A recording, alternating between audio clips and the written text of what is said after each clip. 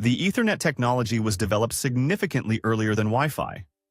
Back in 1973, Robert Metcalfe developed Ethernet in the Xerox PARC research lab. 7 years later, in 1980, Ethernet was introduced as the DIX specification. Wi-Fi, on the other hand, was invented only in 1997, with the initial version providing data transfer speeds of up to 2 megabits per second. Shortly after, in 1999, a new standard, 802.11b, was released. This standard provided data transfer speeds of up to 11 megabits per second, which is why Wi-Fi technology began to gain popularity rapidly.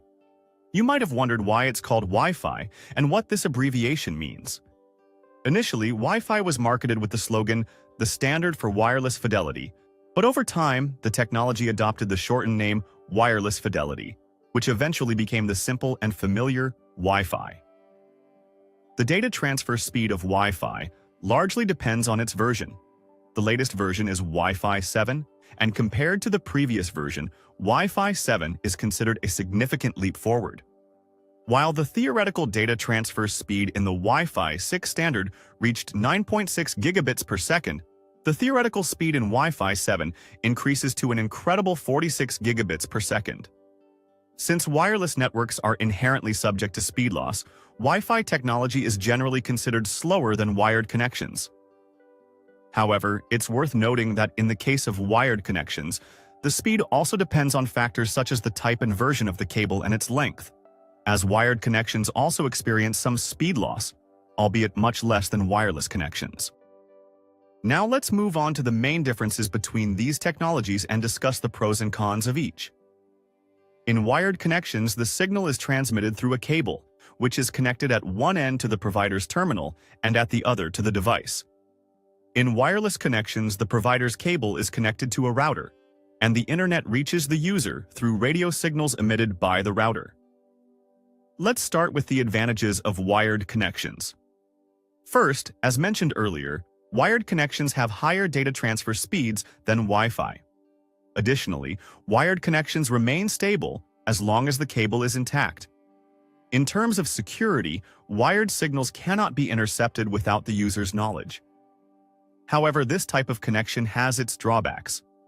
Firstly, connecting multiple devices can be challenging, as each device requires its own cable.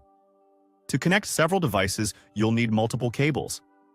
Additionally, there may be issues when trying to connect phones or tablets. While they can be connected using special adapters, this can be inconvenient. Now let's move on to Wi-Fi technology. This technology is convenient because it allows you to connect multiple devices equipped with Wi-Fi receivers, such as phones, tablets, TVs, computers, or laptops, without using any cables.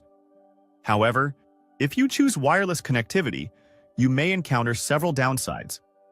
The first is security. Wireless signals can be intercepted easily. Wireless connections are also highly sensitive to interference, which can cause issues with data transfer speeds.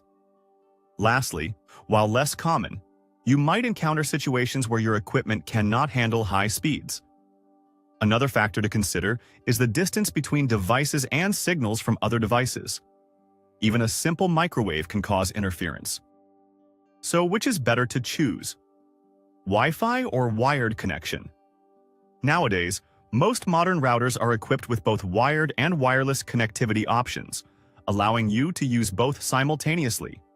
If you need a device to operate with high data transfer speeds, you can directly connect it to the router using a cable. On the other hand, if you need to connect multiple devices and internet speed is not a priority for these gadgets, you can rely on Wi-Fi technology. Moreover, the data transfer speed of Wi-Fi continues to grow significantly with each new version.